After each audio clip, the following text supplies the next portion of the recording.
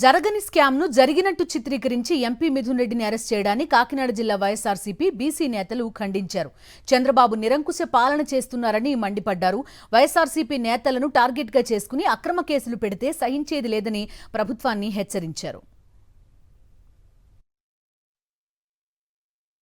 జగన్మోహన్ రెడ్డి గారి చుట్టుపక్కల ఎవరైతే ఇంపార్టెంట్ వ్యక్తులు ఉంటారో, ఇంపార్టెంట్ క్యాడర్ ఉంటుందో వాళ్ళని అనగదొరికితేనే కానీ జగన్మోహన్ రెడ్డి క్రేజ్ని మనం పడగొట్టలేమన్నట్టు లేనిపోని నిందలు వేసి కావాలని ఈ యొక్క లెక్కల కుంభకోణంలో ఆయన పేరు చూపించాలని బూచిగా మీరు తహతాలు ఆడుతున్నారు సార్.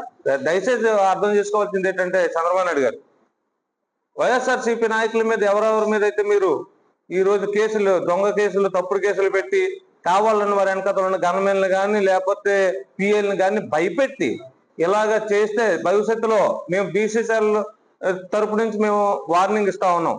భవిష్యత్తులో మా బీసీసీఎల్ సైడ్ నుంచి ఖచ్చితంగా ఈ కూటమి ప్రభుత్వానికి గడ్డి కాలం ఎదుర్కొనే పరిస్థితులు మేము తీసుకొస్తామని ఈ సందర్భంగా మేము తెలియజేసుకుంటున్నాం.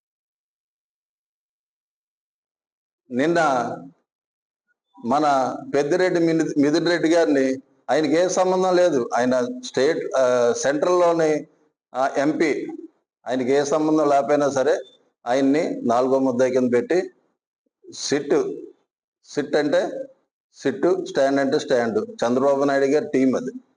ఆ టీంలోని వ్యక్తులతోని ఈ అరాచకాన్ని జరిపిస్తున్నారని బీసీసీఎల్ తరపున మేమందరం నమ్ముతున్నాం.